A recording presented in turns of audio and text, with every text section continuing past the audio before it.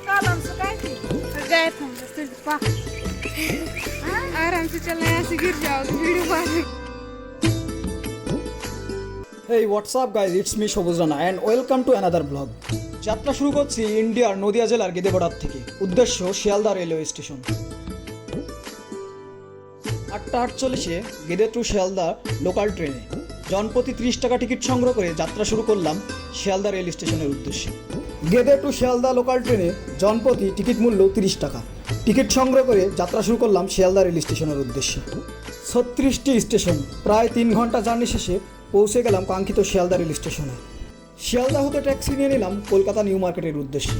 4 জন 200 টাকা, জনপ্রতি 50 টাকা। যেতে যেতে আপনাদের সাথে কিছু ইনফরমেশন শেয়ার করি। গ্রুপে 3 থেকে 4 জন হলে অবশ্যই ট্যুরটা কমফোর্টেবল হবে এবং কস্টিংটাও একটু কম হবে। যাবার পূর্বে অবশ্যই প্ল্যানিং করে নেবেন, কোথায় স্টে করবেন, কোন কোন প্লেসগুলো ঘুরবেন এবং কত তারিখে রিটার্ন আসবেন। আমরা যাত্রা শুরু করব রাত 11:45 হাওড়া রেল স্টেশন থেকে হিমগিরি এক্সপ্রেসে জম্মু তাওয়ার উদ্দেশ্যে। হিমগিরি এক্সপ্রেসে AC 3 টায়ারে জনপ্রতি রিটার্ন টিকিট মূল্য ছিল মাত্র 4000 থেকে 4500 টাকা। 700 থেকে 1000 টাকায় Mirza Ghalib street, Collin lane, Marquis street সহ নিউ মার্কেটের আশেপাশে ভালো মানের হোটেল পেয়ে যাবেন। নির্ধারিত টাইমের 1 ঘন্টা আগেই আমরা হোটেল চেক আউট সেরে বেরিয়ে পড়ি হাওড়া রেল স্টেশনের উদ্দেশ্যে। রাতের কলকাতা অসম্ভব সুন্দর, সেই সাথে ইডেন গার্ডেনের সুসজ্জিত আলোকিত রাস্তা ধরে ছুটে চললাম হাওড়া রেল স্টেশনের উদ্দেশ্যে।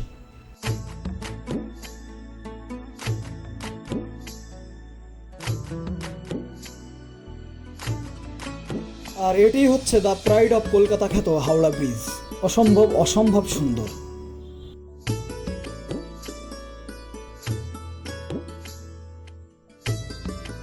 নাও ওয়েলকাম টু হাওড়া স্টেশন। আর এটি হচ্ছে পৃথিবীর সবথেকে ব্যস্ততম ও পৃথিবীর সবথেকে বড় রেলওয়ে স্টেশন।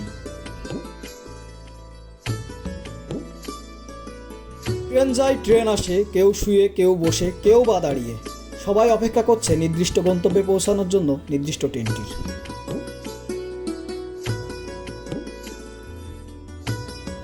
ট্রেন আসাতে যাত্রীদের মধ্যে প্রচুর উত্তেজনা, ঠেলে ঠুলে ট্রেনে উঠে পড়লাম। সবাই সিট প্ল্যানিং ও লাগেজ সাইড করা নিয়ে ব্যস্ত, আর আমি ব্যস্ত ভিডিও করতে।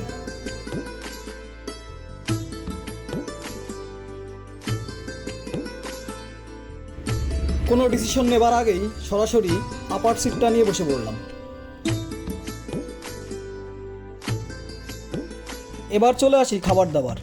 Rice, extra rice, egg curry, vegetable, pulse and sweets. এই থালিটার মূল্য মাত্র 70 টাকা।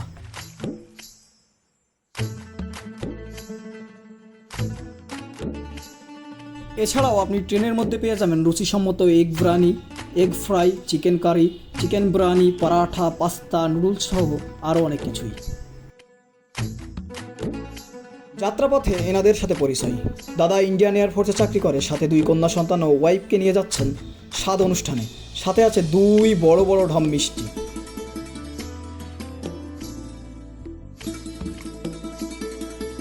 রাত অনেক হয়, সকলে বেড গোছাতে ব্যস্ত, সকলে ঘুমাবার প্রস্তুতি নিচ্ছে। আমিও আমার মতো বেড গুছিয়ে ঘুমানোর প্রস্তুতি নিলাম।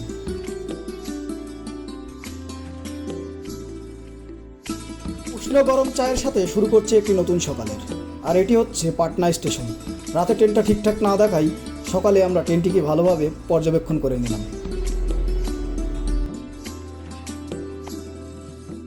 ছোট ছোট পাথুরে নদী ও সবুজের বুক চিরে ছুটে চললাম জম্মু তাওয়ার উদ্দেশ্যে।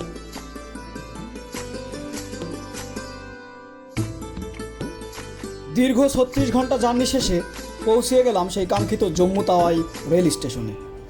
কাঠোয়া রেল স্টেশনে পৌঁছাবার পূর্বেই আপনার ব্যবহৃত সিমটি অফ হয়ে যাবে। টেনশনের কোনো কারণ নাই। রেল ওভারব্রিজ পার করেই আপনি বিভিন্ন সিম পেয়ে যাবেন আপনার পাসপোর্টের মাধ্যমে, যার মূল্য 500 টাকা। জম্মু বাস স্ট্যান্ড থেকে শ্রীনগর যাওয়ার জন্য ট্যাক্সি ও জিপ পেয়ে যাবেন অ্যাভেলেবল, যার জনপ্রতি মূল্য হবে 700 থেকে 1000 টাকা। পাহাড়ি রাস্তা ধরে ছুটে চললাম কাশ্মীরের রাজধানী শ্রীনগরের উদ্দেশ্যে। পাহাড়ি রাস্তা, কখনো উঁচু কখনো বা নিচু, আর ছোট বড় অনেক টানেল ধরে ছুটে চলেছি আমরা গন্তব্যে। জম্মু হতে শ্রীনগর পৌঁছাতে আপনাকে পাড়ি দিতে হবে ইন্ডিয়ার সবথেকে বড় টানেলটি, যেটির নাম ডাক্তার শ্যামাপ্রসাদ মুখার্জি টানেল, যেটির দূরত্ব 9.28 কিলোমিটার, আর এটি Jammu to Srinagar national highway অবস্থিত। বড় বড় এই আলখাল্লাগুলোর নাম হচ্ছে ফারান, আর এটি হচ্ছে কাশ্মীরের ট্রেডিশনাল ডিশ। এটির দেখা মানেই শ্রীনগর আপনার খুব কাছেই। ফাইনালি 7 ঘন্টা জার্নির পরে আমরা পৌঁছে গেলাম কাশ্মীরের রাজধানী শ্রীনগরে। আর এটি হচ্ছে শ্রীনগরের ডাল লেক। ডাল লেকের আশেপাশেই আপনি বিভিন্ন ক্যাটাগরির হোটেল পেয়ে যাবেন, লো বাজেট থেকে শুরু করে হাইস্ট বাজেট পর্যন্ত, 700 থেকে 3000 টাকা পর্যন্ত। আপনি অবশ্যই বার্গেটিং করে আপনার পছন্দের হোটেলটি খুঁজে নেবেন। আমাদের প্ল্যানিংটা ছিল ভিন্ন। প্রথমে কাশ্মীরের পাহাড়ি জনপদ কাঙ্গান, দেন সোনমার্গ, ডাল লেক, গুলমার্গ, পেহেলগাম। 46 ঘন্টা জার্নি শেষে ফাইনালি আমরা পৌঁছে গেছি কাশ্মীরের কাঙ্গানের অতিথিশালায়। बैठिए हमारे साथ थोड़ा खाना नहीं हम जाएगा घर में, वहाँ छोटे छोटे बच्चे हैं घर में। अंकल भाई সত্যি তাদের ব্যবহার ও অতিথি আপ্যায়নে আমরা মুগ্ধ, আর খাবারের টেস্টটা একেবারে বাঙালিয়ানার বিপরীত ছিল। বরফের চাদরে মোড়ানো পাহাড়ি জনপদে আপনাকে স্বাগতম।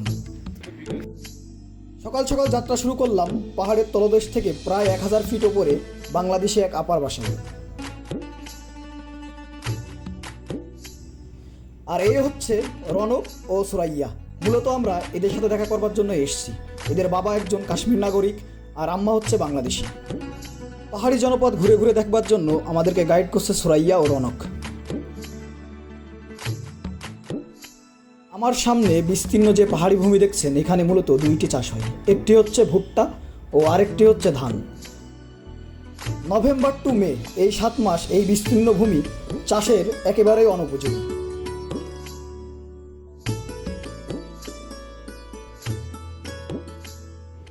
নভেম্বর টু ফেব্রুয়ারি এই 4 মাস স্নোফল এতই হয় যে তাদের জীবন পরিচালনা করা একেবারে দুর্বিষহ ব্যাপার।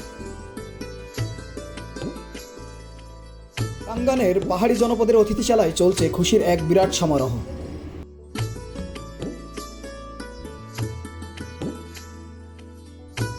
এরপরে আমরা বেরিয়ে পড়লাম পাহাড়ি জনপদ ঘুরতে। সাথে আমাদের আছে অনেক কচিকাচা ও গাইড করছে সুরাইয়া ও রুকাইয়া। তারা আমাদেরকে পেয়ে অনেক খুশি, আর আমরাও তাদেরকে পেয়ে অনেক খুশি।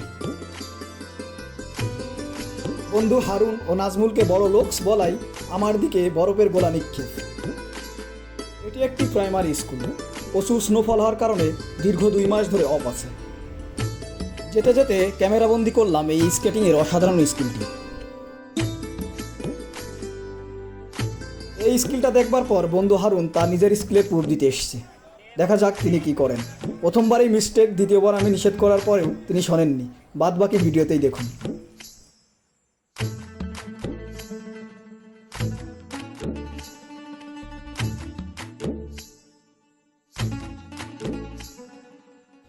বন্ধু হারুনের এই অসাধারণ স্কিল দেখে আমরা সকলেই অট্টহাসি। সাথে কাশ্মীরি কুইনের এই অসাধারণ হাসিটা দেখে আমরা মুগ্ধ। কাশ্মীর ট্রিপে বন্ধু হারুন তার জীবনটাকে একেবারে শৈশবের মতো উপভোগ করেছে। তাদের এই আনন্দময় শৈশব দেখে আমি হারিয়ে গিয়েছিলাম কিছুক্ষণের জন্য আমার সেই পুরনো শৈশবে। সত্যিই কি দুরন্ত ছিল আমাদের সেই শৈশব। কিছুক্ষণের জন্য ফিরে যেতে ইচ্ছে হচ্ছিল আমাদের সেই পুরনো শৈশবে।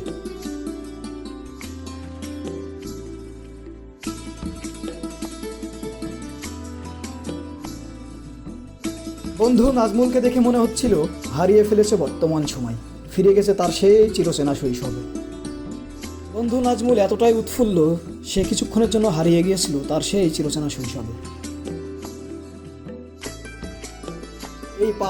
এই পাহাড়ের মানুষের ভালোবাসায় আমরা সত্যিই মুগ্ধ।